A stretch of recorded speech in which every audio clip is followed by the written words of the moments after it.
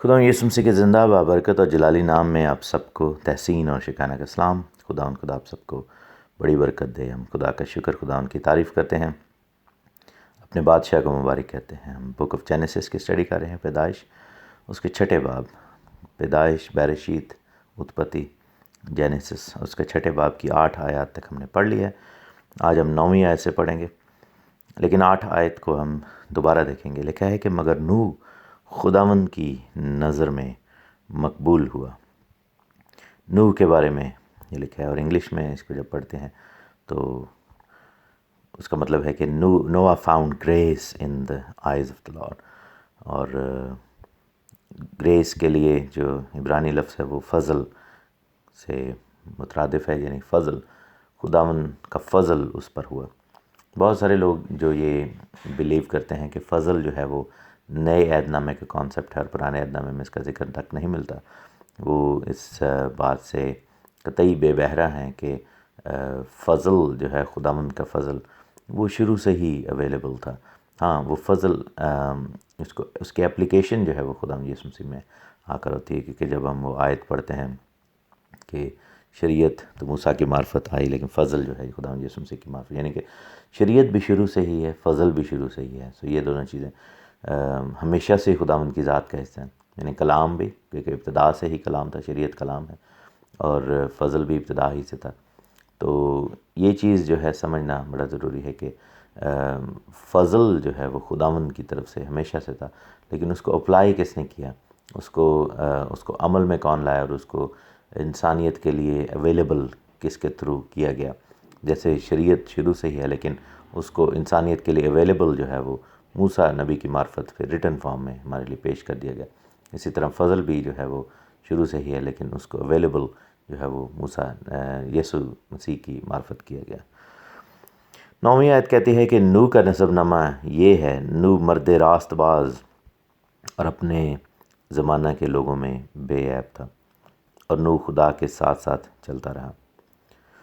اب بات یہاں پر آتی ہے کہ خداوند نے بڑا پرٹیکولرلی نوح کے بارے میں یہاں پر بتایا ہے، نوح کے بارے میں کہا ہے کہ نوح مرد راست باز اور اپنے زمانہ کے لوگوں میں بے عیب تھا، اور خداوند کے ساتھ ساتھ چلتا تھا۔ یہی خوبی جو تھی وہ ہنوک میں تھی۔ لکھا ہے کہ ہنوک خداوند کے ساتھ ساتھ چلتا رہا، اور پھر وہ غائب ہو گیا کیونکہ خدا نے اسے اٹھا لیا۔ ہم دیکھتے ہیں کہ ہنوک کے قدموں میں بیٹھ کر سیکھنے والا نوح جو ہے وہ بھی وہ یہ چیز سیکھ رہا ہے اور خداوند کے ساتھ ساتھ چلتا ہے۔ 2-3 چیزیں یہاں پر قابل غور ہیں کہ مرد راست باز کا خطاب جو ہے وہ بائبل میں اگر پہلی دفعہ کسی کو ملا ہے تو نوح کو ملا۔ نوح جو ہے وہ راست باز ٹھہرا، جیسے باپ ابراہیم کے لیے یہی الفاظ یوز کیے گئے کہ باپ ابراہیم جو ہے وہ راست باز ٹھہرا، اسی طرح نوح کے لیے الفاظ یوز ہوئے کہ مرد راست باز وہ کہلایا۔ نوح پر بھی فضل ہوا، باپ ابراہیم پر بھی فضل ہوا، اور دونوں ہی راست باز ٹھہرے۔ لیکن کویسچن یہاں پر اٹھتا ہے کہ کون زیادہ بڑا یعنی کہ راست باز ہے، یا کس کی زندگی میں زیادہ مشکلات تھیں؟ کیونکہ جب ہم باپ ابراہیم کو دیکھتے ہیں تو ہم دیکھتے ہیں کہ باپ ابراہیم زندگی میں بہت زیادہ مصیبتیں، مشکلات آئیں۔ سب سے بڑا ان کے بہت سارے ایسے امتحانات ہوئے۔ سب سے بڑا ٹیسٹ جو ان کا ہوا وہ یہ تھا کہ باپ ابراہیم کو یہ کہا گیا کہ تو اپنے ماں اور باپ کا گھر چھوڑ دے اور وہاں سے چل پڑ، اور میں تجھے ایک ایسی جگہ دکھاؤں گا جہاں پر تجھے سرفراز کروں گا۔ اور ہم دیکھتے ہیں کہ it's not an easy decision to make, کہ اپنا گھر بار چھوڑ کر آپ جو ہے وہ خداوند کے ساتھ وعدہ کر کے آپ چل پڑیں، اور وہ جگہ آپ نے کبھی دیکھی بھی نہ ہو۔ لیکن نوح کے لیے خاص طور پر جو ہم دیکھتے ہیں کہ الفاظ آئے ہیں کہ وہ اپنے زمانہ کے لوگوں میں بے عیب تھا۔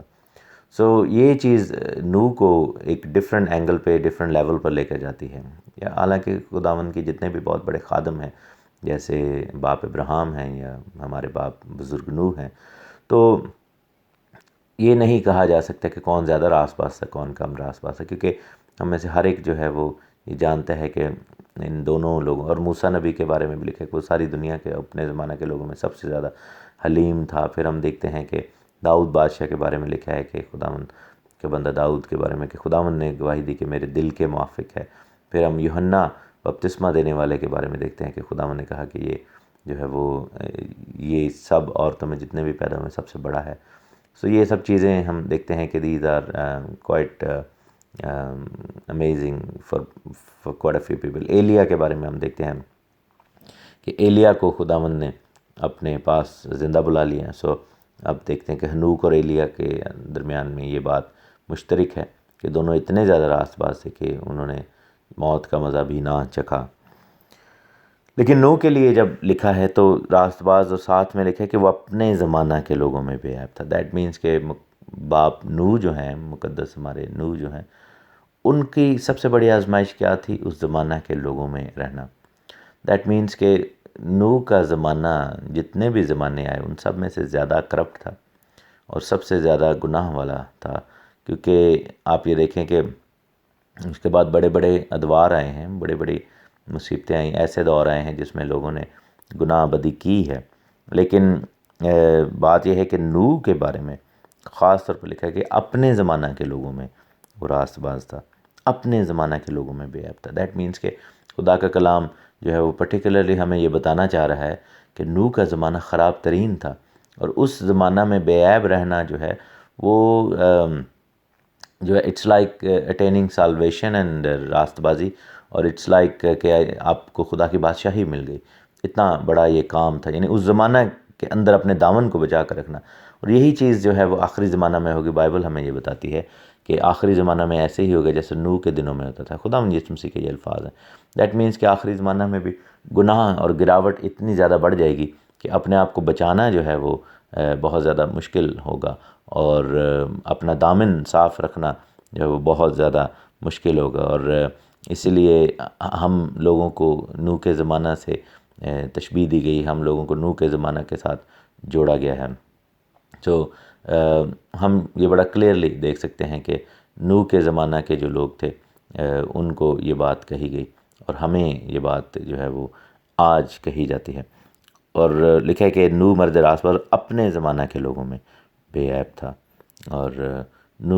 باپ نوح کے لیے بہت بڑا یہ کام تھا. بہت سارے لوگ یہ کہتے ہیں کہ نوح فیلڈ پریچر، یا نوح جو تھا وہ ناکام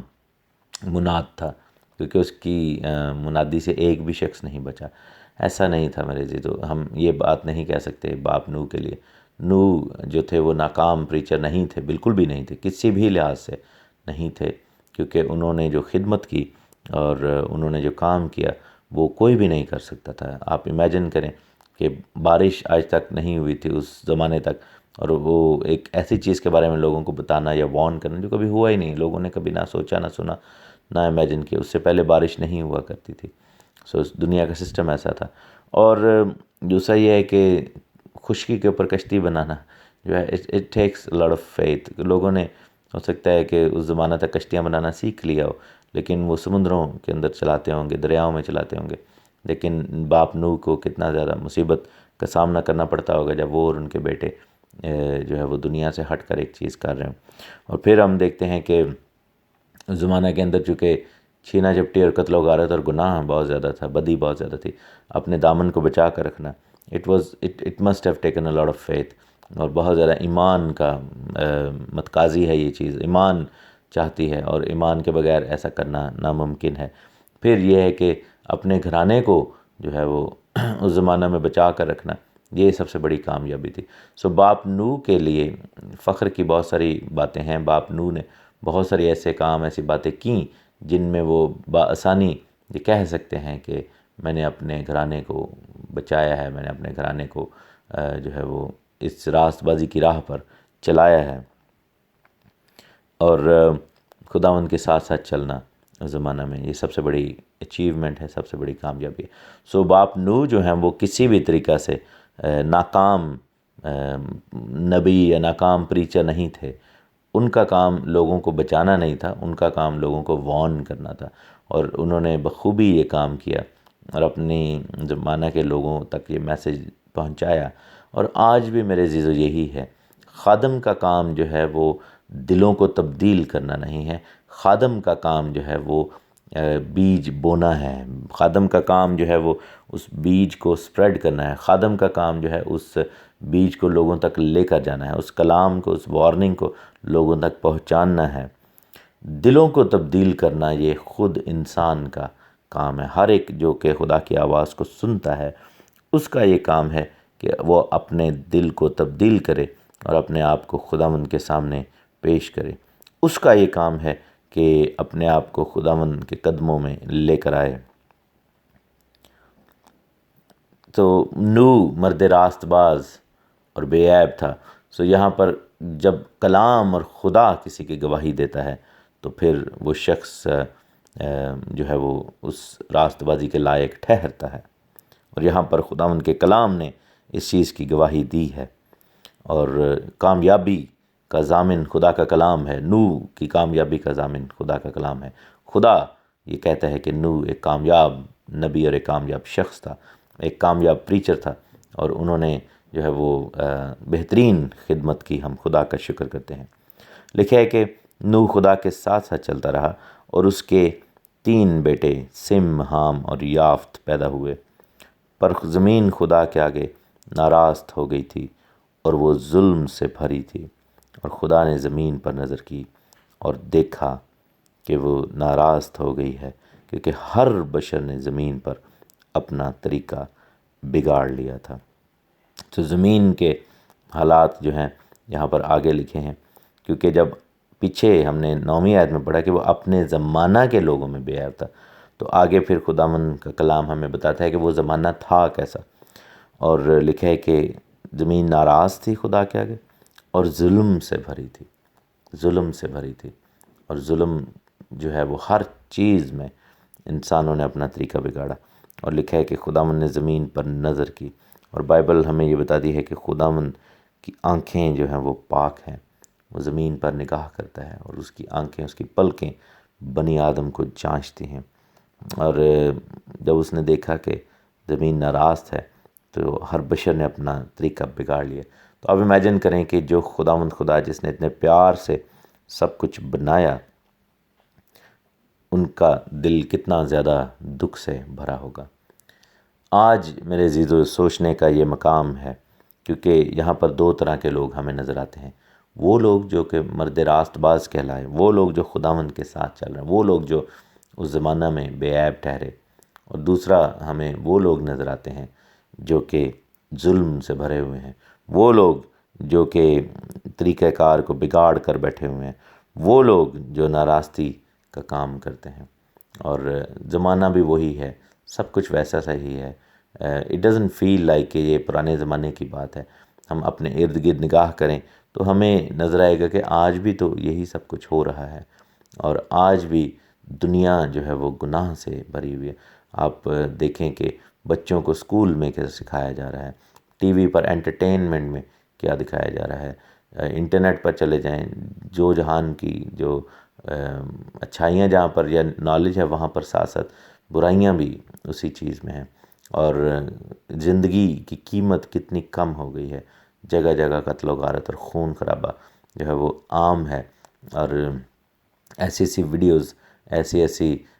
پکچرز جو ہے وہ ایک نارم بن گیا ہے، ایک نارمیلٹی بن گئی ہے کہ لوگوں کے گلے کاٹنے اور لوگوں کے ساتھ ظلم کرنا اور طرح طرح کے جو ہے وہ طریقہ کار زمین پر رائج ہو چکے ہیں، اور اب پھر وہ زمانہ آ گیا ہے کہ زمین کے لوگوں نے، زمین کے باسیوں نے اپنا طریقہ کار بگاڑ لیا ہے، اور اس دفعہ پھر اس زمین کو ایک بپتسمہ دینے کی ضرورت ہے، کیونکہ وہ بپتسمہ ہم دیکھتے ہیں کہ زمین کا ہوا اور پانی کے ساتھ لکھا ہے، جیسے پطرس کے خط میں کہ نو 8 جانوں کے وہ بچ گیا، اور اس طوفان میں جو کہ بپتسمہ کا مشابہ ہے، یعنی کہ پرانے کو مار دیا گیا تاکہ نیا جنم لے، اور ہم دیکھتے ہیں کہ وہی بپتسمے کا نشان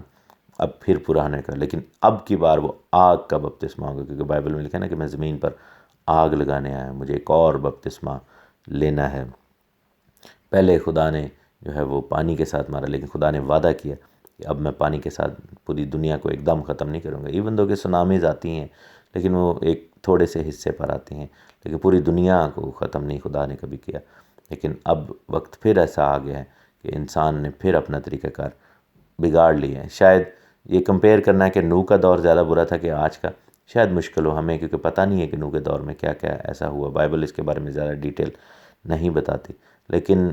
گناہ گناہ ہی ہے اور بدی بدی ہے، اور ہر طریقہ جو انسان نے اپنا بگاڑا ہوا ہے وہ ہمارے سامنے ہے۔ سو ہم نے اس چیز کو خداوند کے سامنے رکھنا ہے اور معافی مانگنی ہے گناہ سے، بدی سے، اپنے آپ کو خداوند کے سامنے پیش کرنا ہے اور خداوند سے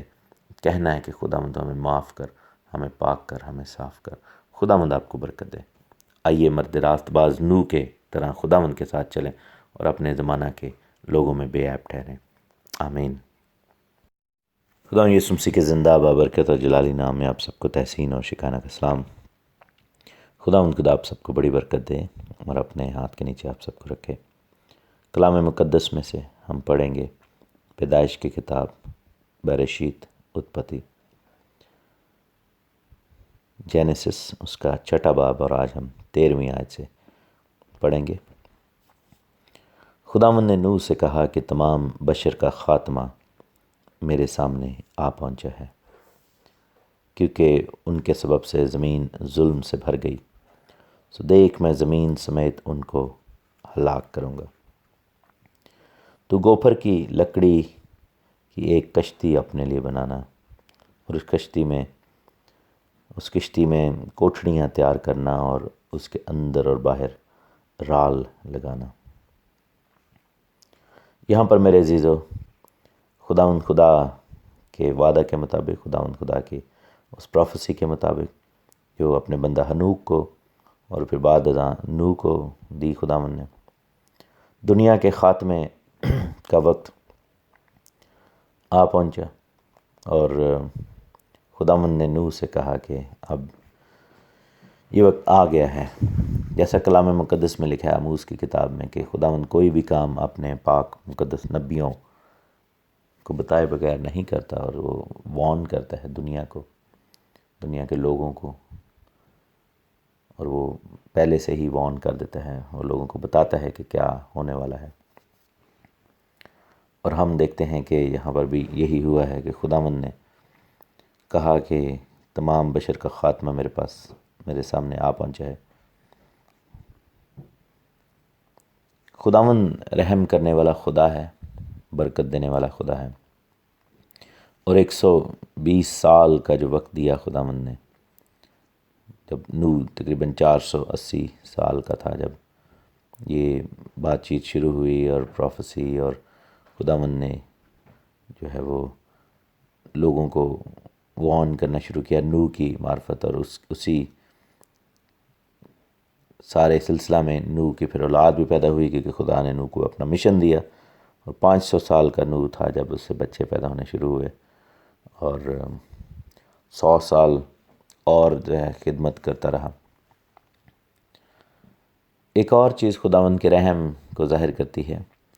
کہ اگر ہم عمروں کو کاؤنٹ کریں تو متوسلح کی عمر جو ہے وہ سب سے زیادہ تھی، 969 ایئرز، اور ایک سٹینڈرڈ تھا، یعنی آدم کی عمر جو تھی وہ ایک سٹینڈرڈ تھا اور سب کے لیے، کیونکہ آدم کے بعد یارد پر آ کر یارد نے 962 سال کی عمر پائی، جو کہ آدم کی عمر سے زیادہ تھی، اور عام تاثر یہی تھا کہ آدم از دا لانگسٹ لیونگ پرسن، لیکن متوسلح جو ہے وہ یارد سے بھی زیادہ عمر اس کو ملی، یعنی 969، تقریباً 970 سال۔ اس کا ایک ریزن تھا، کیونکہ متوسلح جو تھا وہ ہنوک کا بیٹا تھا، اور ہنوک نے جب یہ نبوت کی تھی کہ دنیا خاتمہ ہوگا دنیا کا، تو نشان کے طور پر اس نے اپنے بیٹے کا نام متوسلح رکھا تھا، جس کا مطلب ہے کہ جب یہ مرا تو وہ آئے گا، his death will bring، یعنی کہ اس کی موت اس کو لائے گی،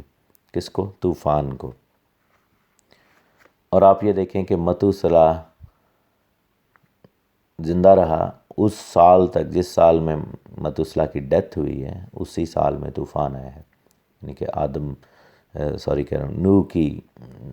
جو عمر کا 600واں سال ہے وہ متوسلح کی عمر کا آخری سال تھا۔ تو یہاں پر خداوند کا رحم ہمیں نظر آتا ہے، بائبل ہمیں بتاتی ہے کہ خداوند کسی کی ہلاکت نہیں چاہتا، بلکہ چاہتا ہے کہ ہر ایک کی توبہ تک نوبت پہنچے، اور اسی سلسلے میں کہہ لیں کہ اسی رحم کے تقاضا کے طور پر، کیونکہ متوصلہ ایک نشان کے طور پر ہنوک نے مقرر کیا تھا، اور خداوند اپنے نبیوں کے منہ سے نکلی باتوں کو کی عزت بناتا ہے، اور ہم دیکھتے ہیں کہ متوصلہ کی عمر خداوند کے اس قول کی وجہ سے اور ہنوک کے اس قول کی وجہ سے اتنی زیادہ بڑھ گئی کہ اس سے زیادہ عمر کا کوئی شخص اس دنیا میں نہیں پیدا ہوا۔ دیٹ مینس کہ خدا نے اس کی عمر کو ایکسٹینڈ کیا، خداوند کے کہنے کے موافق وہ عمر بہت زیادہ بڑی، اور یعنی خدا ویٹ کرتا رہا لوگوں کا کہ شاید کوئی اور اپنی زندگی میں تبدیلی لے آئے، لیکن صرف مرد راست باز نوح اور اس کا گھرانہ اس لائق ٹھہرا کہ ان سے نسل چل سکے۔ اگین آپ کو بتاتے چلیں کہ ابلیس کا جو پلان تھا، منصوبہ تھا، وہ یہی تھا کہ انسانی نسل کو ہی تباہ کر دیا جائے، تاکہ وہ جو نجات دہندہ کے آنے کا وعدہ کیا گیا ہے وہ پورا نہ ہو، اور نجات دہندہ جو ہے وہ ان کے درمیان نہ آ سکے۔ سو ہم اس کے لیے دیکھتے ہیں کہ ابلیس کی وہ کوشش ناکام ہوئی، اور خداوند نے کہا کہ تمام بشر کا خاتمہ میرے سامنے آ پہنچے۔ بشر کے لیے عبرانی کا جو لفظ ہے وہ بھی بسار ہے، جس کا مطلب ہے ایوری لیونگ بینگ، ہر سانس لینے والی چیز۔ اور دیکھیں کہ جانور بھی، انسان بھی، یہ سارے ملوث پائے گئے، اور زمین ظلم سے بھر گئی، اور دیکھا ہے کہ خداوند نے کہا کہ میں زمین سمیت ان کو ہلاک کروں گا۔ یہ بات بہت گہری ہے، سمجھنے والی ہے کہ میں زمین سمیت ان کو ہلاک کروں گا، یعنی کہ نہ صرف انسانوں کو، انسان کے ساتھ دنیا کے تمام جانداروں کو، بلکہ زمین کو بھی خداوند نے ہلاک کر دیا۔ دیٹ مینس کہ نوح کے طوفان سے پہلے زمین کے حالات ڈیفرنٹ تھے، ان کے جو پودے اور باقی سب چیزیں تھیں وہ ڈیفرنٹ تھیں، اور وہ سب کچھ جو تھا وہ اس طریقے کا تھا کہ زمین جو ہے وہ کے رہنے والوں کی عمریں زیادہ تھیں، زمین کے رہنے والوں کے پاس جو ہے وہ کہہ لیں کہ فیسیلیٹیز ڈیفرنٹ تھیں، اور جو کچھ بھی زمین کے ریسورسز تھے، ایون دو کہ جب فالن اینجلز آئے اور انہوں نے انسانوں کو جو ہے وہ اس کام کے لیے یوز کیا، ہائیبریڈ ان کو کر دیا، اور وہاں سے کیا ہوا کہ یہ سب کچھ پیدا ہوا، اور جبار وغیرہ اور بڑے بڑے دیو جو تھے وہ پیدا ہوئے، لیکن اور انہوں نے زمین کو پلنڈر بھی کیا، زمین کے سارے ریسورسز کو انہوں نے اپنے مقاصد کے لیے یوز کیا، بس زمین جو تھی وہ پھر بھی بہت ریسورسفل ہے، لیکن خداوند نے کیا کیا کہ زمین کو بھی ہلاک کیا۔ سو یہ بپتسمہ ہے، جیسا کہ پطرس کے خط میں لکھا ہے کہ نوح کا طوفان جو ہے وہ بپتسمہ کے مشابہ ہے، کہ پرانی انسانیت every thing was destroyed and then new thing was born. ایک اور خیال ذہن میں آتا ہے یہاں پر، ایک نظریہ جو بہت سارے لوگ اس پر بلیو کرتے ہیں، اس کو نہ ماننے کی بھی کوئی وجہ نہیں ہے لیکن ماننے کی بھی کوئی وجہ نہیں ہے۔ وہ نظریہ یہ ہے کہ آپ یہ دیکھیں کہ زمین کو پانی کے ساتھ ہلاک کر دیا گیا، اور زمین کو بھی ہلاک کیا گیا، اور انسانوں کو بھی، اور پانی جو ہے وہ زمین کے اوپر اگر نگاہ کی جائے تو جب وہ طوفان کا سلسلہ تھا تو پانی ہی پانی نظر آتا تھا۔ پہلا دن جب تھا، جب خداوند نے تخلیق کا کام شروع کیا، تو ہم دیکھتے ہیں کہ پہلے دن وہاں پر لکھا ہے کہ زمین ویران اور سنسان تھی یا ہو گئی، اور اس کے اوپر پانی ہی پانی تھا۔ سو کوڈ اٹ بی کہ خداوند نے زمین کو دوبارہ ہلاک کیا، اور اس سے پہلے جب ہم دیکھتے ہیں کہ ڈے 1 پر، اس سے پہلے کا جو ٹائم ان ایٹرنٹی ہے، زمین کو پہلے بھی ہلاک کیا گیا ہو۔ اس بارے میں عام طور پر لوگ سمجھتے ہیں کہ شاید ایسا ہوا ہو، اور یہ ہے کہ زمین کے ساتھ جو ہے وہ شیطان اور اس کے فرشتوں کا ایک خاص لگاؤ جو ہے وہ اس چیز کو ظاہر کرتا ہے کہ شاید زمین پر جب ان کو پھینکا گیا تھا تو زمین پر انہوں نے ڈیرا لگایا، اور خداوند نے وہاں پر پانی بھیج دیا، اور ساری زمین پانی کے نیچے آ گئی۔ بہرحال یہ ایک نظریہ ہے جس کے بارے میں ہم زیادہ بہتر خداوند سے جان سکیں گے جب ہم خداوند سے ملیں گے بادشاہی میں، لیکن فی الحال ہم یہی کہہ سکتے ہیں کہ یہ ایک تھیوری ہے۔ یہاں پر زمین کو بھی ہلاک کیا گیا۔ اور پھر خداوند نے کہا کہ تو گوپھر کی لکڑی کی ایک کشتی اپنے لیے بنانا۔ کشتی جو بنائی ہے یہاں پر، وہ اس کے لیے انگلش میں ورڈ ہے آرک، جیسے صندوق ہوتا ہے۔ اور یہی لفظ جو ہے، یا باسکٹ ہوتی ہے جو ڈھکنے والی باسکٹ ہوتی ہے، کبھی اگر آپ نے ایسی باسکٹ یوز کی ہو جس کے اوپر ڈھکنا بھی ہو، یہی لفظ جو ہے وہ موسیٰ کی جو ٹوکری تھی جس میں اس کی ماں نے اس کو رکھا تھا،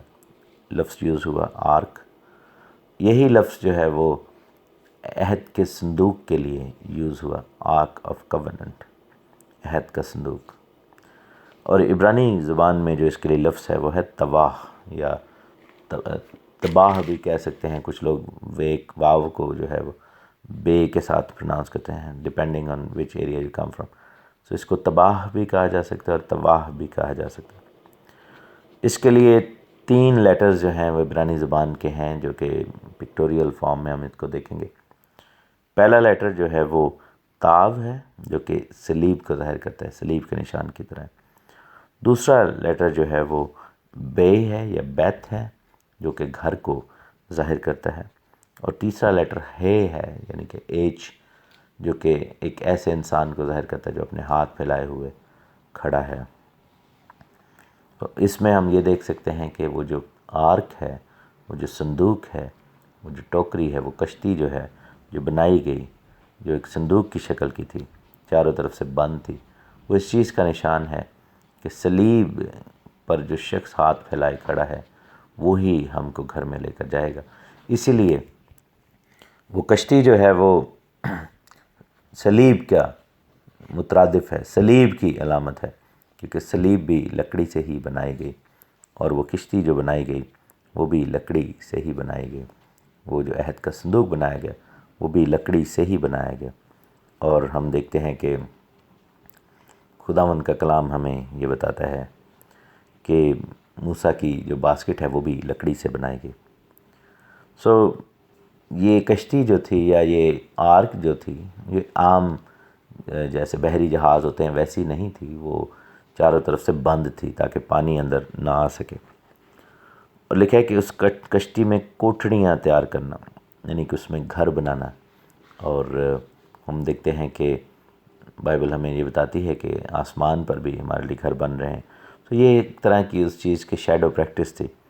کہ اس کشتی میں کوٹھڑیاں تیار کرنا، اس میں چھوٹے چھوٹے گھر بنانا، اور اس کے اندر باہر رال لگانا۔ رال جو ہے اس کو ٹار بھی کہا جاتا ہے انگلش میں، تارکول جس کو کہتے ہیں۔ جیسے سڑک جب بنائی جاتی ہے تو ایک پنجابی میں اس کو لک کہتے ہیں، وہ بلیک کلر کی وہ جو لک اس کے اوپر لگاتے ہیں سڑک کو بنانے کے لیے، تو وہ اس کو ہولڈ کر کے رکھتی ہے اور پانی کو اندر نہیں آنے دیتی۔ اس کے لیے جو عبرانی زبان میں لفظ ہے وہ ہے کوفر یا کفار، یعنی کہ کفارے کا روٹ ورڈ یہ بن سکتا ہے کہ وہ جو اس کو کور کیا گیا ہے، ڈھانکا گیا ہے، اس کے لیے لفظ ہے کفار یا کفار۔ بیسیکلی کفارے کا مطلب ہی یہی ہے، ڈھانکنا۔ تو ہم اگین دیکھتے ہیں کہ کشتی جو ہے وہ صلیب کا نشان ہے، ہمارے گھر جانے کی، گھر کے اندر جانے کی علامت ہے صلیب کے وسیلہ سے، کہ ہم خدا کے گھر میں صلیب کے وسیلہ سے جا سکتے ہیں۔ اور اس کے اوپر ایک جو لیپ کیا گیا ہے، وہ جو رال لگائی گئی ہے، اس کے لیے لفظ کفارے کا آیا ہے کہ کفارے نے ہمارے لیے یہ ممکن کیا ہے۔ اور ہمارے زندگی کی جو کشتیاں ہیں، وہ آرکس ہیں، ان کو بھی اگر کورنگ کی ضرورت ہے، وہ بھی اگر ہم چاہتے ہیں کہ ان کے اندر سوراخ نہ ہوں اور اس کے اندر وہ چیز انٹر نہ کر سکے جو چیز ہمارے لیے اچھی نہیں ہے، تو ہمیں پھر کیا کرنا ہوگا؟ ہمیں جو ہے وہ کفارے کے نیچے آنا ہوگا اور اس برکت کو ریسیو کرنا ہوگا جو خدا کی طرف سے ہمیں ملی ہے۔ اور وہ برکت کیا ہے؟ پاک لہو اور صلیب۔ سو یہاں پر ہم دیکھتے ہیں کہ خداوند نے نوح کو جو رستہ بتایا، نوح کو وہ رستہ سجھایا۔ ہمیں بھی عزیزو ایسا ہی اپنی زندگیوں میں خداوند سے مانگنا ہوگا، اور خداوند دے گا، اور ہم خداوند سے برکت کو ریسیو کریں گے۔ صلیب ہی اس آخری زمانہ میں ہماری وہ کشتی ہے۔ جیسا کہ ہم دیکھتے ہیں کہ خداوند کا کلام ہمیں بتاتا ہے کہ آخری زمانہ پھر نوح کے دنوں کی طرح کا ہوگا، اور خداوند یسوع مسیح کے یہ الفاظ ہیں، میں نے بار بار اس چیز کو آپ کے سامنے رکھ رہا ہوں۔ تو اس زمانہ میں اگر بچ نکلنے کے لیے لکڑی کی کشتی بنائی گئی اور اس کو جو ہے وہ ڈھانپ دیا گیا، اسی طرح آج کے زمانہ میں بچ نکلنے کے لیے ہمارے پاس لکڑی کی سلیب ہے، اور اس پر وہ لہو ہے جو ہمارے گناہوں کو ڈھانپ دیتا ہے۔ وہ تن جدے بخشے گئے سب گناہ، تے ٹکے گئے سب اوگن صدا۔ ہم خدا کا شکر کرتے ہیں، مبارک ہے وہ آدمی جس کا گناہ محسوب نہیں ہوتا۔ تو خداوند کی تعریف ہو، خداوند کی ستائش ہو، حمد و ثنا ہو، ہم خدا کا شکر کرتے ہیں۔ گاڈ بلیس یو آل، آمین۔ خداوند یسوع مسیح کے زندہ بابرکت اور جلالی نام میں آپ سب کو تحسین اور شکانہ کا سلام۔ خدا آپ سب کو بڑی برکت دے۔ میں آپ سب کے لیے دعا کرتا ہوں کہ خداوند اپنے آسمانی اور زمینی برکات کے دروازے آپ سب کی زندگیوں میں کھولے۔ خداوند کا بے حد شکر ہو، رحم کرم کرنے والے خدا، ہمارے مالک بادشاہ کی تعریف ہو، ہم خدا کا شکر کرتے ہیں۔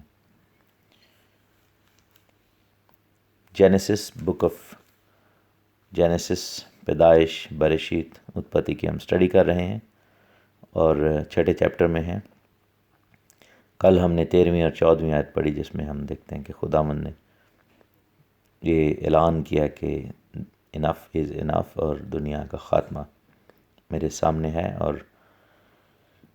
زمین پر تمام بسنے والے لوگوں کا خاتمہ، انسانوں، جانوروں، پرندوں،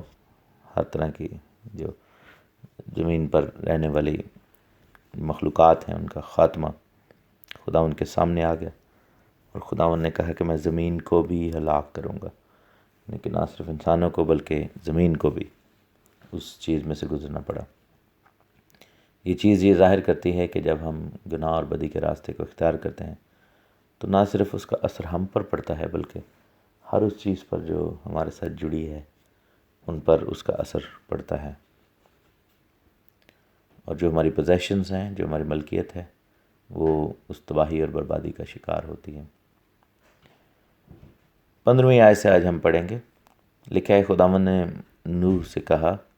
کہ ایسا کرنا کہ کشتی کی لمبائی 300 ہاتھ، اس کی چوڑائی 50 ہاتھ اور اس کی اونچائی 30 ہاتھ ہو،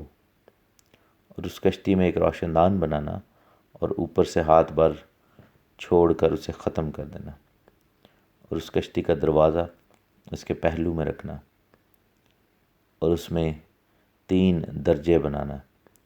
نچلا، دوسرا اور تیسرا، اور دیکھ میں خود زمین پر پانی کا طوفان لانے والا ہوں تاکہ ہر بشر کو جس میں زندگی کا دم ہے دنیا سے ہلاک کر ڈالوں۔ اس سب جو زمین پر ہیں مر جائیں گے، پر تیرے ساتھ میں اپنا عہد قائم کروں گا۔ تو کشتی میں جانا، اور تو اور تیرے ساتھ تیرے بیٹے اور تیری بیوی اور تیرے بیٹوں کی بیویاں۔ یہاں پر ہم دیکھتے ہیں کہ خدا نے باپ نوح کو یہ بلیسنگ دی اور یہ بہت بڑا ٹاسک اور مشن دیا۔ تو کشتی کی لمبائی کے حوالے سے ہم دیکھتے ہیں کہ 300 ہاتھ، چوڑائی 50 ہاتھ اور اونچائی 30 ہاتھ ہو۔ ابھی ریسنٹلی امریکہ میں یہ پروجیکٹ ایک بنایا گیا تھا کہ انہی میجرمنٹس کو لے کر، انہی ڈائمنشنز کو لے کر اس صندوق کی طرح کی جو کشتی ہے وہاں پہ بنائی گئی ہے، اور وہ کافی بڑی کشتی ہے، اور اس میں کافی جاندار آتے ہیں، اور بہت سارے لوگ یہ سوال کرتے ہیں کہ پوری دنیا کے جانور اس کشتی میں کیسے سما گئے۔ تو میرے عزیزو، اٹ از ایکچولی پاسبل، یہ امپاسبل نہیں ہے، اور سائنسدانوں نے بھی اس چیز کا اقرار کیا ہے کہ یہ جو بائبل کا اکاؤنٹ ہے یہ کلیئرلی سچ بول رہا ہے کہ یہ سب کچھ پاسبل ہے، کیونکہ جو اسکیپٹیکلز ہیں اسکیپٹک لوگ جو ہیں وہ یہ ہمیشہ اس چیز پر وہ بہت زیادہ رائے زنی کرتے ہیں، بہت زیادہ سوچتے ہیں، وہ کہتے ہیں کہ ایسا کیسے ہو سکتا ہے، ویسا کیسے ہو سکتا ہے، اتنے بڑے بڑے جانور، اتنے چھوٹے چھوٹے جانور، تو ان کے لیے خوراک اور سب کچھ۔ تو میرے عزیزو، یہ سب کچھ ممکن تھا، اور لیٹس سے کہ اگر انسان اپنی لالچ میں رکھنا شروع کرے وہاں پہ خوراک تو کبھی بھی پوری نہ ہوگی، کیونکہ کشتی پوری خوراک سے بھر جائے گی پھر بھی انسان کے یہ کم ہے. لیکن ہمارا خدا وہ خدا ہے جو کہ سارپت کی بیوہ کو 3.5 سال جو ہے وہ ایک دن کی آٹے اور ایک دن کے تیل سے کھلا سکتا ہے. ایسا کیسے ممکن ہے کہ وہ لوگ سروائیو نہ کر سکیں؟ لیٹس کہ اگر انہوں نے صرف 1 یا 2 دن کی سپلائی یا پھر 40 دن کی سپلائی رکھی ہو اپنے پاس، تو خداوند نے اس کو لاسٹ کیا، اور جب تک وہ کشتی سے باہر نہیں نکلے تب تک وہ اس اناج کو کھاتے رہے، اور ہر جاندار کے لیے وہاں پر اویلیبلٹی تھی. اور خداوند نے جو ہے وہ ہر جانور، ہر جاندار کو وہاں پر بلیس کیا. جو لوگ بچ گئے تھے، یعنی جانوروں میں بھی انسانوں میں بھی،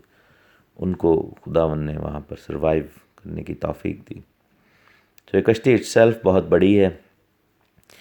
مختلف رائے ہیں اس کیوبٹس کے والے سے کہ کتنے کیوبٹ تھی وہ، اور یہ جو ہاتھ لکھا ہوا ہے، ایک ہاتھ کی لمبائی کیا تھی. اور اسپیکولیشنز ہیں اس بارے میں، کیونکہ جب ہم ہاتھ کی لمبائی دیکھتے ہیں تو ہم اپنے انگلیوں سے شروع کر کے تو کونی تک، یعنی کہ اس کو ایک ہاتھ بولتے ہیں. کچھ لوگ یعنی کہ جس کو پنجابی میں گٹھ کہتے ہیں، جتنی آپ کی انگوٹھے اور چھوٹی انگلی کو اگر بالکل پھیلا لیا جائے تو اتنی لمبائی، لیکن عام طور پر تقریباً 1.5 سے 2 فٹ کا ہمارے ذہن میں آتا ہے. لیکن also depends on the size of people of that time, کیونکہ اوبویسلی اس زمانہ کے جو لوگ تھے وہ موسٹ پرابیبلی ہم سے زیادہ لمبے چوڑے تھے، تو ان کے مطابق ہاتھ جو ہے وہ کتنا ہوگا. تو اگر لیٹس سے کہ 1.5 فٹ سے 1 گز جو ہے 3 فٹ تک، یعنی کہ اگر اس کو کیا جائے تو یعنی کہ اس حوالے سے دیکھا جائے تو یہ کافی بڑی جو ہے وہ کشتی بنتی ہے. اگر 3 فٹ جو ہے وہ لیٹس سے کیا جائے اور 300 ہاتھ ہے، دیٹ مینس کہ 300 ضرب 3 فٹ 900 فٹ کی کشتی جو ہے وہ تقریباً بنے گی ایک سائڈ پہ، اور اسی طرح اس کی چوڑائی اور لمبائی وغیرہ. تو یہ ایک بہت بڑے باکس کی طرح تھی. آپ نے اگر تابوت بھی دیکھے ہوں گے، باکس کی طرح تھی، اور اوپر سے بھی بند تھی، اور اوپر سے صرف ایک روشن دان بنانے کا حکم تھا، جو کہ فلڈ گیٹ اس کو کہہ سکتے ہیں، یا پھر خاص طور پر چھوٹا دروازہ. یہ اگین ہم دیکھتے ہیں کہ یہ دنیا کے سٹرکچر کو ظاہر کرتی ہے. یہ کشتی لکھا ہے کہ اس میں 3 درجے بنانا اور اس کے دروازہ جو ہے اس کے پہلو میں رکھنا. ہم دیکھتے ہیں کہ اس میں بہت ساری ریلیونس ہے. دروازے کا پہلو میں ہونا، آدم کے پہلو سے حوا کو نکالا جانا، مسیح کے پہلو میں نیزہ مارا جانا، یہ چیزیں جو ہیں وہ بار بار اس چیز کی طرف اشارہ کرتی ہیں. دروازہ جو پہلو میں ہے، اگر یہ کشتی مسیح کی علامت ہے، مسیح کا نشان ہے، تو پہلو کا دروازہ جو ہے مسیح کی پسلی میں لگے بھالے کا نشان ہے. وہ اس دروازے کا نشان ہے جس سے ہم اندر باہر جا سکتے ہیں. وہ دروازہ جو کہ بھیڑوں کا ہے، جو پہلو میں ہے، اور اس پہلو میں لگے نیزے کی علامت یہ ہے کہ وہ اس چیز کا نشان ہے کہ مسیح کی موت ہو چکی. آپ کو پتہ ہے کہ یہ جب ہوا تھا تو اس چیز کو کنفرم کرنے کے لیے کہ وہ وہاں پر مسیح کی ڈیتھ ہوئی، نیزہ مارا گیا اور وہاں سے خون اور پانی بہہ نکلا. تو عام طور پر زندہ جو شخص ہوتا ہے اس کے اندر سے صرف خون نکلتا ہے، خون اور پانی علیحدہ نہیں ہوتا. لیکن جو شخص مر جائے تو وہاں پر ہم دیکھتے ہیں، یہ سائنٹیفک فیکٹ ہے کہ خون اور پانی علیحدہ ہو جاتا ہے. اور جب اس سردار نے مسیح کے پہلو میں نیزہ مارا تھا تو کیونکہ وہ میک شور کرنا چاہ رہا تھا کہ یہ ڈیتھ ہو گئی ہے، کیونکہ اگر نہ ہوا ہوتا تو جیسے باقی ڈاکوؤں کی ٹانگیں انہوں نے توڑ دیں تاکہ ان کی جلد موت ہو جائے، کیونکہ فسا آنے والی تھی. اسی طرح مسیح کے ساتھ وہ کرنا چاہتے تھے، لیکن ایسا نہیں ہوا، کیونکہ بائبل میں لکھا ہے کہ اس کی ایک بھی ہڈی نہ توڑی جائے گی. اور پھر ہم دیکھتے ہیں کہ نیزہ جو پہلو میں مارا گیا وہ اس چیز کی کنفرمیشن تھی کہ ڈیتھ ہو گئی. اور پھر بعد میں جو ڈیتھ رپورٹ ہے وہ بادشاہ تک پہنچی، پلاطس تک، اور وہ حیران ہو گیا کہ یہ شخص اتنی جلدی کیسے مر گیا. آبویسلی ہم یہ دیکھتے ہیں کہ مسیح کا جو مشن تھا وہ پورا ہوا، اور انہوں نے اپنی جان خود باپ کے حوالے کی. 3 درجے جو بناتے ہیں کشتی کے اندر، وہ نچلا، دوسرا اور تیسرا. یہ بیسیکلی اگین اس دنیا کی علامت ہے، یہ کشتی اس جہان کی علامت ہے، اور ہم دیکھتے ہیں کہ 3 آسمان ہیں، اور یعنی کہ نچلا، دوسرا اور تیسرا، پہلے پہ ہم سب لوگ ہیں، اور اس کے بعد دوسرا آسمان اور تیسرا آسمان۔ تو یہ جو کشتی تھی اگین یہ ایک اس کو آپ منی ورلڈ کہہ سکتے ہیں، چھوٹی دنیا کہہ سکتے ہیں، یا ایک ماڈل کہہ سکتے ہیں ایسا، جو کہ جو ہمارا آسمان اور زمین کا دنیا کا ماڈل ہے اس کو ریپرزینٹ کرتی ہے۔ اور اس چھوٹی سی دنیا میں وہ تمام لوگ تھے جس میں جانور بھی تھے اور پرندے بھی تھے اور باپ نوح بھی تھا اور ان کے گھرانے کے لوگ بھی تھے، جو کہ آبویسلی خوف میں بھی ہوں گے جب اسپیشلی یہ طوفان آیا ہوگا، ڈرے بھی ہوں گے، طرح طرح کی آوازیں، اور اسپیشلی ان کو پتہ نہیں ہوگا کہ باہر کیا چل رہا ہے، بارش کی آواز اور گھن گرج کی آواز اور کبھی کچھ، اور پھر کشتی اس طوفانی حالات میں ڈولتی بھی ہوگی، پانی ٹھاٹھیں بھی مارتا ہوگا، تو طوفان تو پھر طوفان ہے، اور آپ دیکھیں کہ پانی کی لہریں اوپر نیچے ہوتی ہوں گی تو کشتی بھی ان کے ساتھ ہلتی ہوگی، تو وہ بہت زیادہ ان کے لیے ایک ڈفرینٹ ایکسپیرینس رہا ہوگا۔ اور خداوند نے کہا کہ 17ویں آیت میں کہ دیکھ میں خود زمین پر پانی کا طوفان لانے والا ہوں۔ بہت سارے لوگ اگین سائنٹیفک ریسرچ دیکھیں، وہ کہتے ہیں نہیں جی دنیا کے حالات ایسے ہو جاتے ہیں، گلوبل وارمنگ اور فلانا یہ وہ، تم اس طرح کی بات ہوتی ہے، تو یہ باؤنڈ ہے کہ اس طرح کا طوفان آ سکتا ہے، دیر از نو بگ تھنگ اباؤٹ دیٹ، اور سی لیول رائز کر جائیں، اور پھر اس طرح کا یا تو بہت بڑا زلزلہ آیا ہوگا یا بہت، کیونکہ یہ جو طوفان ہے اس کی سٹوری نہ صرف بائبل میں ہے بلکہ دنیا کی جتنے بھی لٹریچر اٹھا کر دیکھیں اینشنٹ ہسٹری کے حوالے سے، ان سب نے اس چیز کا ذکر کیا ہے کہ there was a big flood. Obviously سب نے نوح کا ذکر نہیں کیا کیونکہ دیر واز دیٹ بائس، جس میں ہم دیکھتے ہیں کہ غیر قوم کے لوگ ہیں وہ خدا کے لوگوں کی بات کیوں کریں گے، لیکن بگ فلڈ کا ذکر بیبلونین جو میتھالوجی ہے اس میں بھی ہے، گلگمش ایپک جو ہے وہ بھی ہے، نمرود نے جو لکھی تھی اس میں بھی ہے، ہموراپی کی جو سٹوریز ہیں اس میں بھی ہے، اس کے علاوہ ہندوازم کی جو سٹوریز ہیں رومن اور اس طرح ان میں بھی ہے۔ آبویسلی یہ جو گریک میتھالوجی ہے اس میں پوسائیڈن جو ہے اس کے بارے میں کہا جاتا ہے کہ وہ سمندروں کا دیوتا تھا اور اس نے یہ کام کیا، اور وہ ناراض ہو گئے تھے دیوتا آپس میں، اور خشکی کا دیوتا اور سمندر کا دیوتا، ان کی جنگ ہوگی اور سمندر کا دیوتا غالب آ گیا، اور اس یعنی کہ لوگوں نے اپنے اپنی سٹوریاں گھڑی ہوئی ہیں، لیکن ایک چیز کا انکار نہیں کیا جا سکتا، وہ یہ ہے کہ طوفان ضرور آیا تھا، اور بائبل ہمیں یہ کلیئرلی بتاتی ہے کہ وہ طوفان کیوں آیا تھا، اور دنیا جو مرضی کہے، اور وہ ڈیزائرڈ رزلٹ جو خدا چاہتا تھا وہ اس نے خداوند نے اس میں سے لیا۔ تو ہم دیکھتے ہیں، اور بائبل نے یہاں پر کلیئرلی بتایا، خداوند نے کہا کہ میں خود آئی ایم دا ون جو کہ یہ کرے گا، میں طوفان بھیجوں گا اور زمین پر پانی کا طوفان لانے والا ہوں، اور ہر بشر کو جس میں زندگی کا دم ہے دنیا سے ہلاک کر ڈالوں گا، اور سب جو زمین پر ہیں مر جائیں گے۔ لیکن خداوند نے اپنے عہد کو رینیو کیا، کووننٹس خداوند باندھتا ہے، خداوند عہدوں کا خدا ہے، کووننٹس کا خدا ہے، اور خداوند نے کہا کہ میں اپنا عہد قائم کروں گا، جیسے آدم اور حوا کے ساتھ عہد کیا گیا، ہنوک کے ساتھ عہد کیا، نوح کے ساتھ عہد کیا، اور لکھا ہے کہ تو کشتی میں جانا، تو اور تیرے ساتھ تیرے بیٹے اور تیری بیوی اور تیرے بیٹوں کی بیویاں۔ تو نوح کے 8 جانیں وہاں پر بچیں، یعنی کہ نوح اور اس کی بیوی، اس کے 3 بیٹے اور ان کی 3 بیویاں، ٹوٹل 8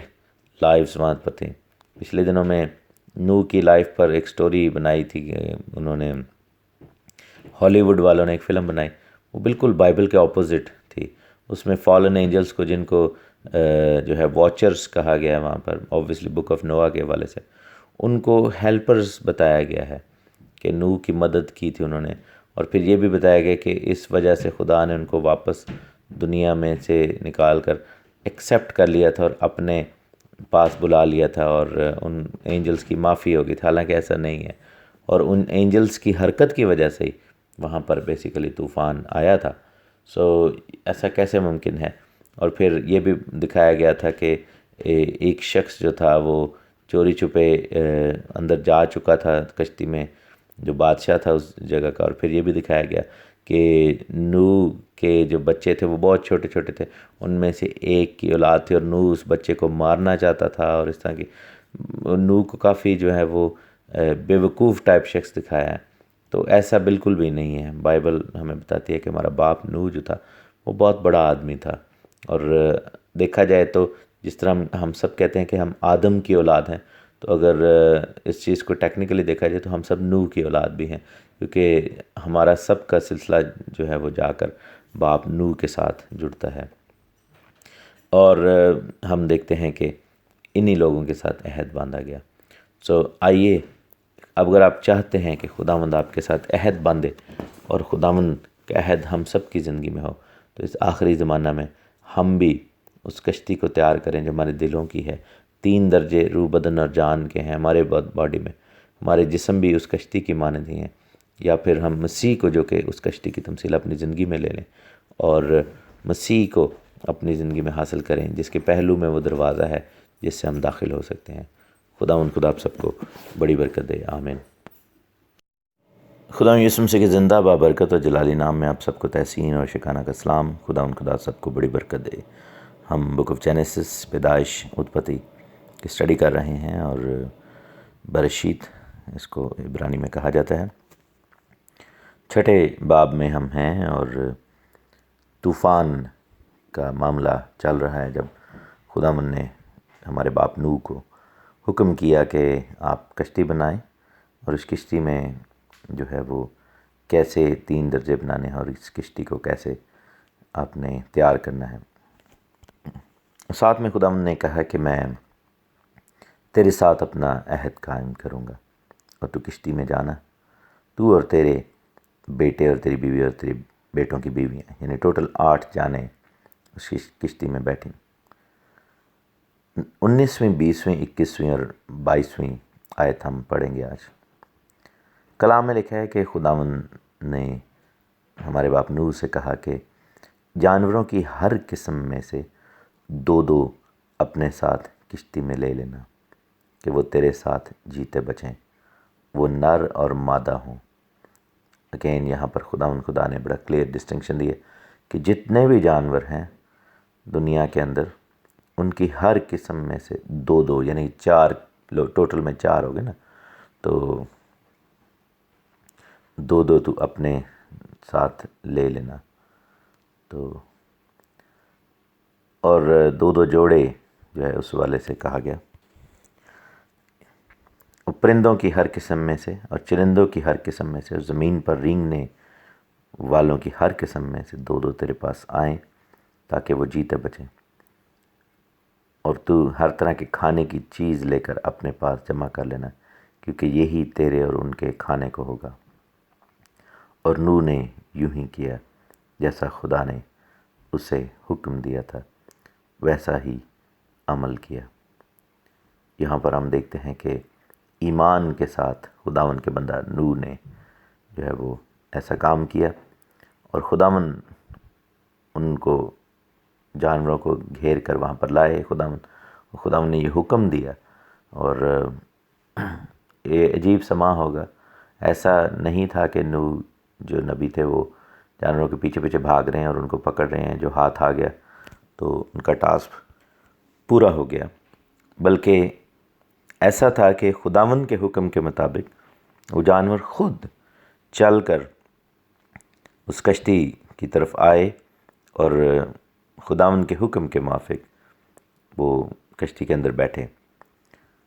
نوح کے بارے میں لکھا ہے کہ نوح نے بھی یوں ہی کیا، جیسا خداوند نے اس کو حکم دیا تھا ویسا ہی عمل کیا۔ یہاں پر 2 چیزیں، 2 الفاظ بڑے کلیئرلی نظر آ رہے ہیں، ایک تو ہے حکم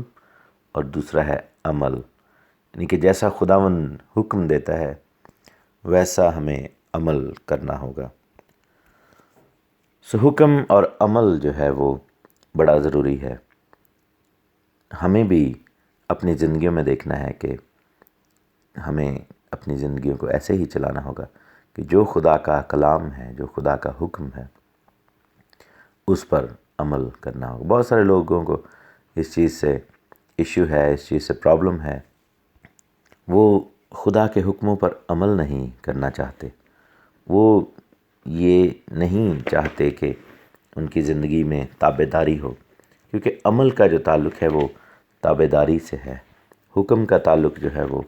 خداوند کی پاکیزگی سے ہے۔ خداوند یسوع مسیح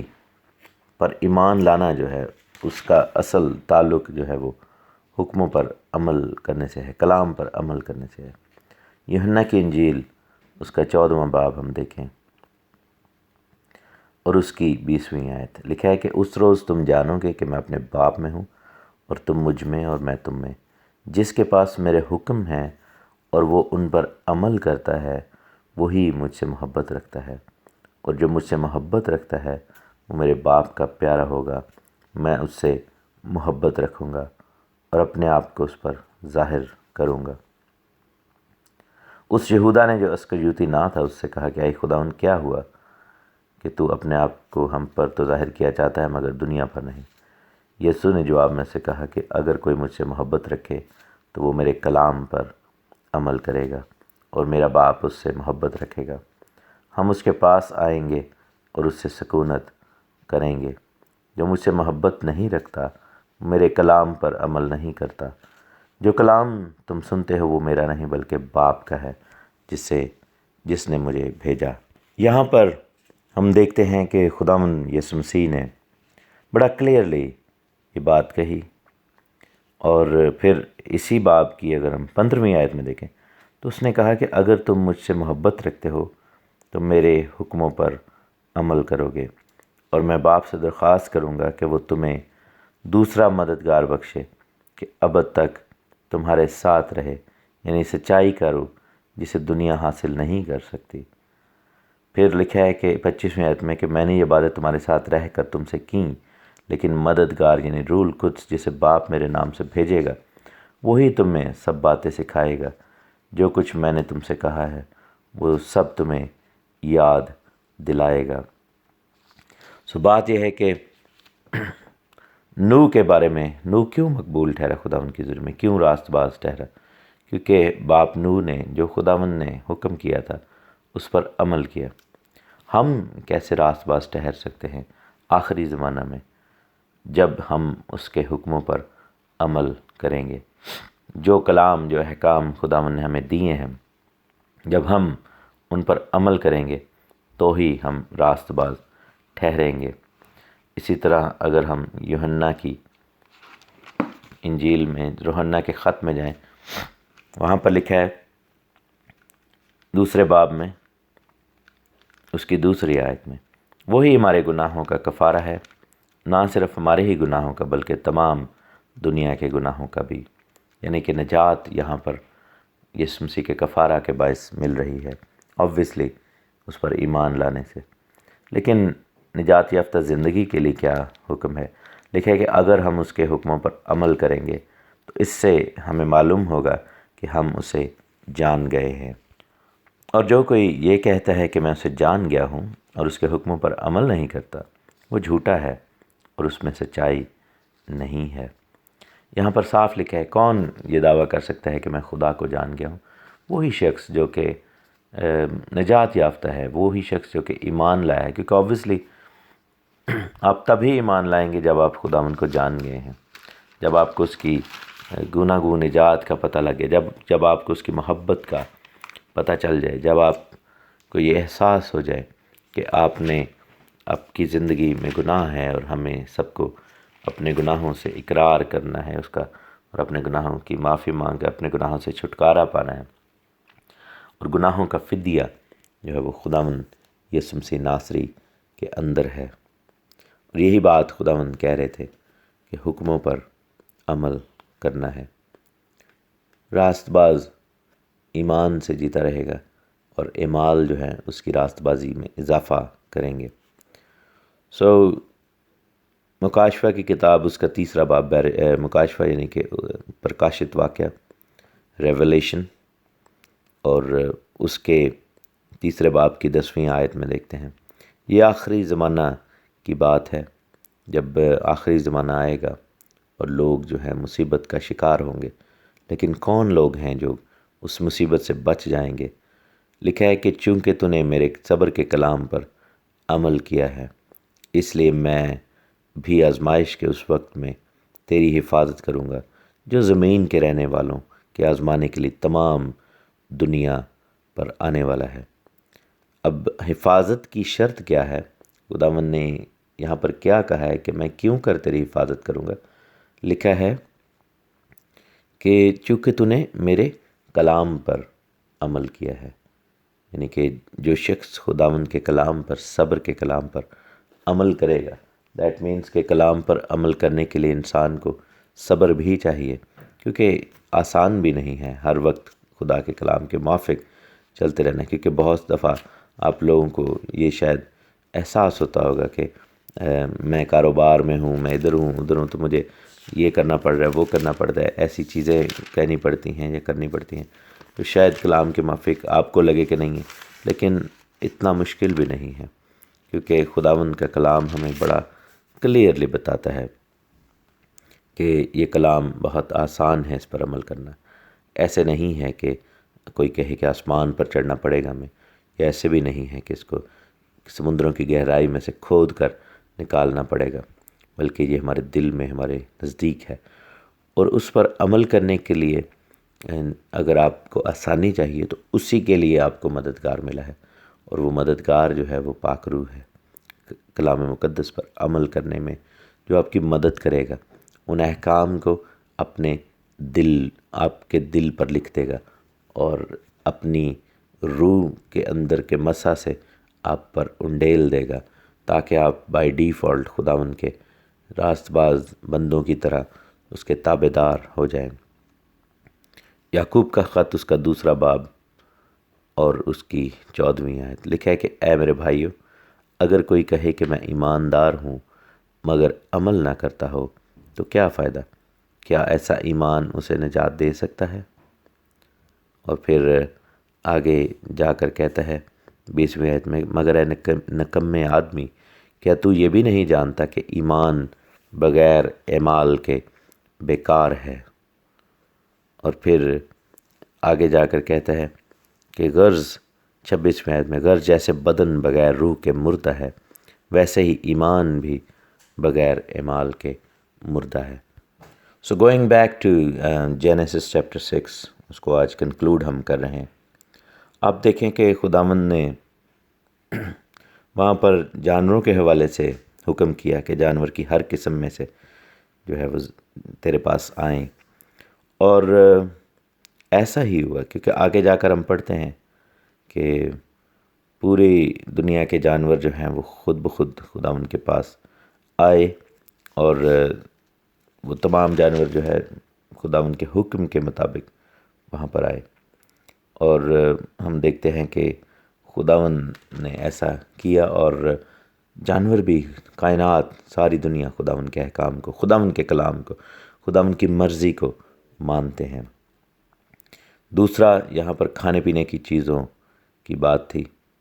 کھانے پینے کی چیزیں جو ہیں وہ جمع کرنا، اور یہی تیرے اور ان کے کھانے کو ہوگا۔ یہ چیز جو ہے، this is the model for the end times. ہمیں بھی خداوند یہ حکم دیتا ہے کہ ہم آخری زمانہ کی تیاری کریں، اپنے آپ کو آخری زمانہ کے لیے تیار کریں۔ اور اگر آپ کے پاس بہت زیادہ نہیں بھی ہے، اگر آپ کے پاس اتنے پیسے نہیں ہیں کہ آپ اتنے سال تک جو ہے وہ کھانا جمع کرنا چاہتے ہیں، تو سب سے بڑا طریقہ یہی ہے کہ ہم خداوند کے اندر جو ہے تابع دار ہو جائیں، تاکہ سارپت کی بیوہ کی طرح اگر ہمارے پاس تھوڑا سا ہی ہے تو اسی کو خداوند اس مصیبت کے دور میں جو ہے وہ بڑھا دے گا، اور ایسا ہی ہوا۔ یہاں پر بھی آپ دیکھیں کہ اگر لالچ کے ساتھ رکھنا شروع کرتے تو پوری دنیا کا راشن بھی شاید کم پڑ جاتا، اور کشتی بھی چھوٹی ہو جاتی، سارا کشتی کھانے سے ہی بھری ہوتی، لیکن انہوں نے انف رکھا، اور اس میں خداوند نے برکت ڈالی، اور جتنا تھا وہ ختم ہی نہیں ہوا، اور جو کھانا پینا وہاں پر رہ گیا تھا اسی سے پھر بیج اور سبزیاں اگائی گئیں۔ سو خداوند کا شکر ہو اس بات کے لیے۔ ہم خدا کا شکر کرتے ہیں کہ جو لوگ اس کے احکام پر عمل کرتے ہیں اور اس کے